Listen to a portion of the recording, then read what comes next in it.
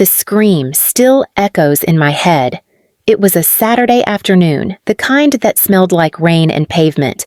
My 6-year-old son, Noah, was playing with his little red ball near the end of my parents' driveway. I was helping Mom clean the porch. At least, that's what she called it. In reality, she barked orders while scrolling her phone, criticizing every movement I made. "Careful," I told Noah as he chased the ball closer to the street. He smiled back at me, that dimpled grin that always made my chest warm. Then came the screech, tires skidding, the crunch of metal against bone, and that sound no mother forgets.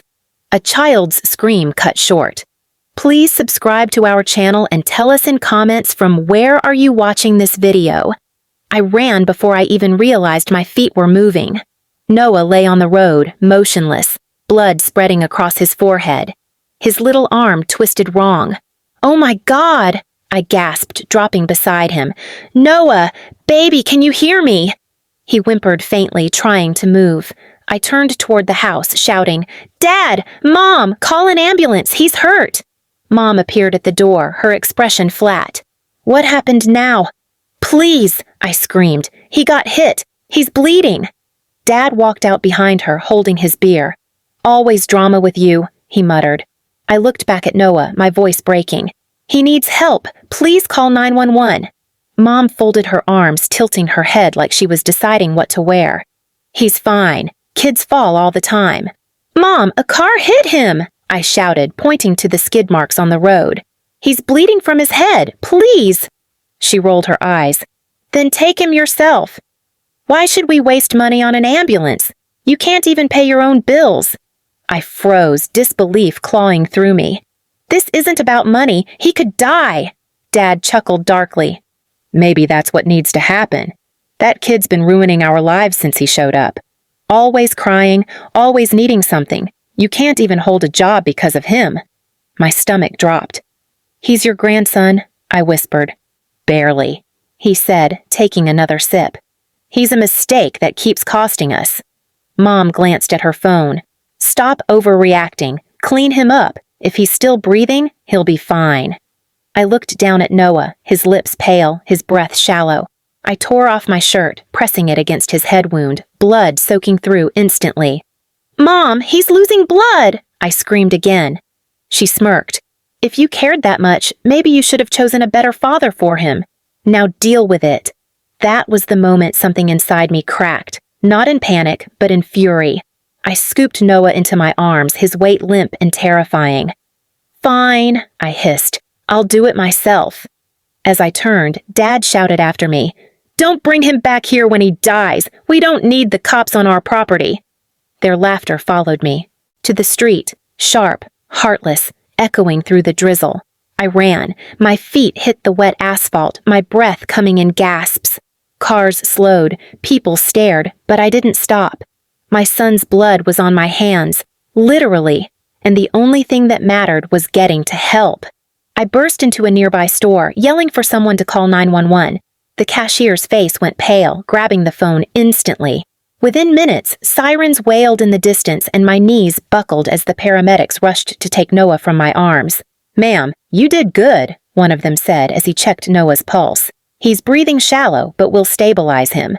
I stood there, drenched, shivering, staring at the ambulance lights reflecting off puddles. Somewhere in that blur, I realized my parents hadn't just abandoned me. They'd abandoned him too. When we reached the hospital, the doctor told me Noah had a mild skull fracture and needed surgery. "If you hadn't acted fast," he said, "he wouldn't have made it." I sat there numb, my clothes stiff with dried blood. My hands shook, but not from fear anymore, from rage. That night, as I watched Noah sleep in his hospital bed, I replayed their words over and over.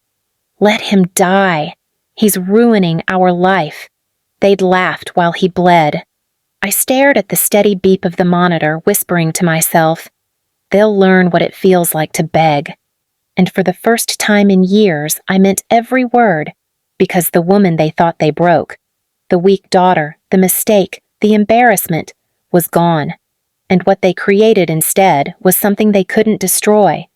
That night, I didn't cry. I planned. I planned how to make them feel what it's like when help never comes, when mercy is just a word someone else deserves, and when the time came, they'd finally understand what it's like to beg for life and be met with silence. 3 days passed before my parents even called.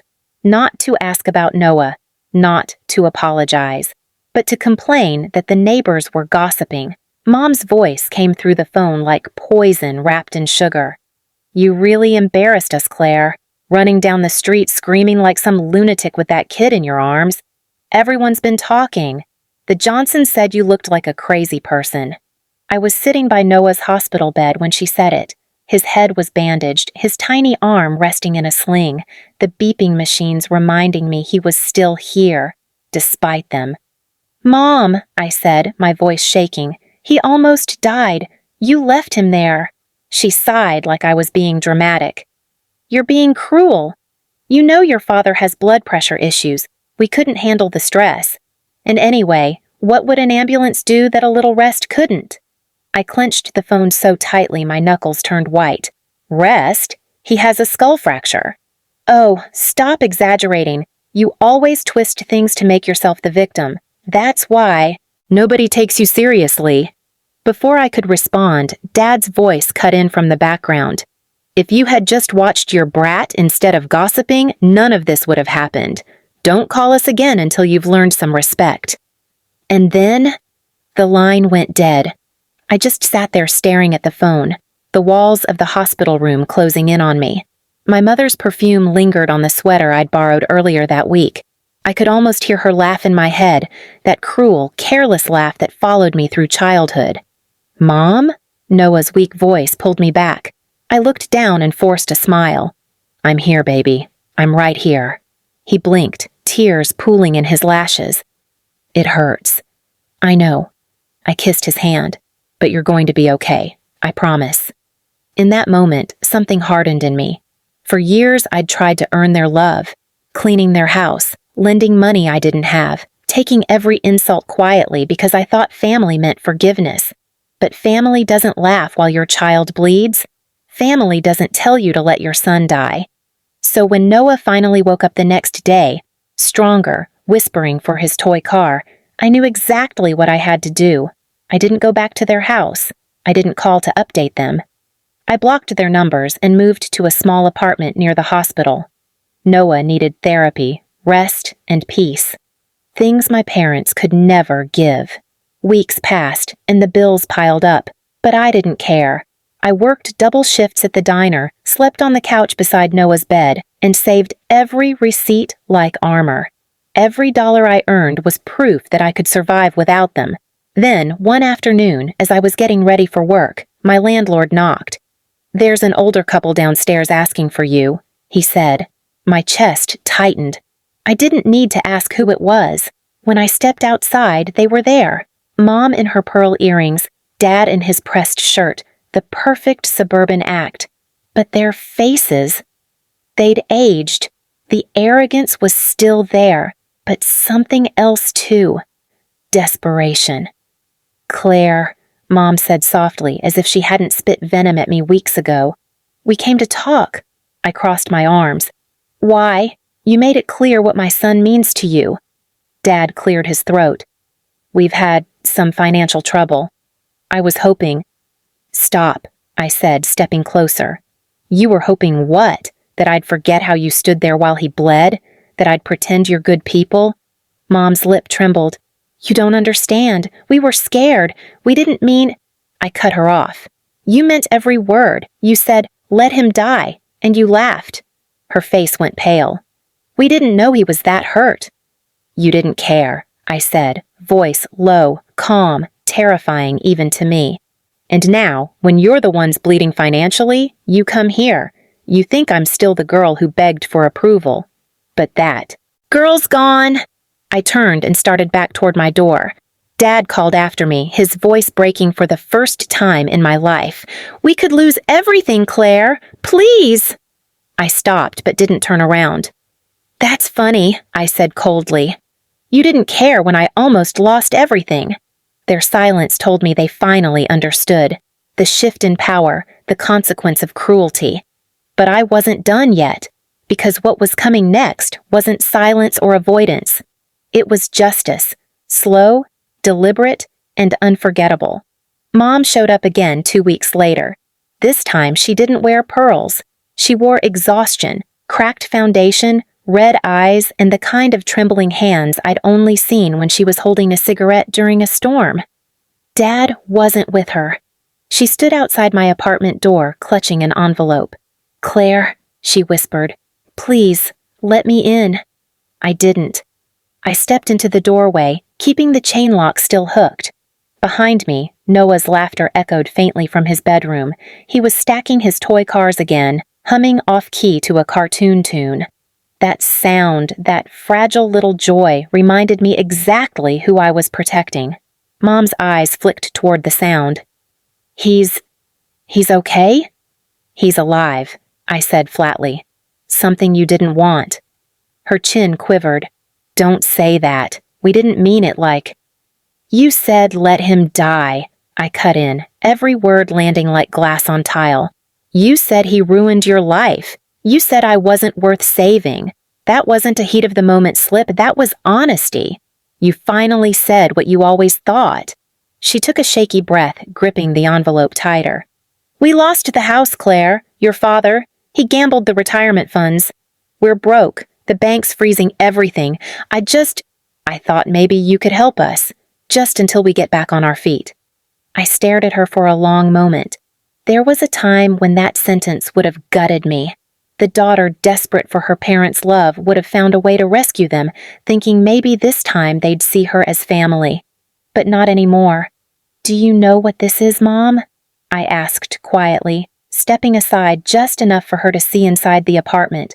The small dining table with one birthday balloon still tied to a chair, the crayon drawings on the wall, the little boy's blanket folded neatly on the couch. "This is peace. It's small, it's quiet, but it's ours. And you don't get to walk in and poison it." Her voice cracked. "We're your parents." "No," I said softly. "You're the people who taught me what not to become." She blinked rapidly as if waiting for me to change my mind, to reach out. But I didn't. I reached behind the door and pulled out a folded hospital bill, the one I'd kept as a reminder. "This is what mercy looked like for you," I said, holding it up. "When I begged for help, you laughed. When I screamed for my son's life, you watched. So now, when you beg, I'll do exactly what you did." Her voice shrank to a whisper. "Please." I tilted my head. "No." And I closed the door. She stayed there for a while. I could hear her crying softly on the other side, but I didn't move. I just stood there, my hand on the doorknob, breathing deeply until the sound faded down the hall. That night, I tucked Noah into bed. His small hand reached out to hold mine. "Mom," he mumbled sleepily. "Are you sad?" I smiled through tears. "No, baby, I'm just done being hurt." He smiled back, his eyes closing. "Good, you're strong." After he drifted off, I sat by the window watching the city lights flicker. Somewhere out there, my parents were learning what silence feels like, the kind that burns when you finally realize love isn't guaranteed. Days turned into weeks. I heard from relatives that Dad tried calling, that they were living in a rundown motel.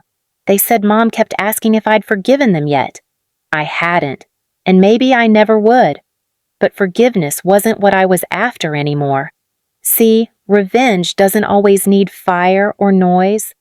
Sometimes it's quiet. Sometimes it's the peace they never wanted you to have, the kind that reminds them every day of what they threw away. Months later, I got a letter in the mail. No return address, just my mother's handwriting. Shaky, uncertain. Inside was a single sentence. "We finally understand what mercy costs." I stared at it for a long time, then folded it neatly and placed it in a drawer beside Noah's old hospital bracelet. Not out of forgiveness, but closure. Because the woman they once mocked, the daughter they once called worthless, had built something stronger than their cruelty, and the sound of their begging was the only apology I ever needed. Please subscribe to our channel and tell us in comments from where are you watching this video.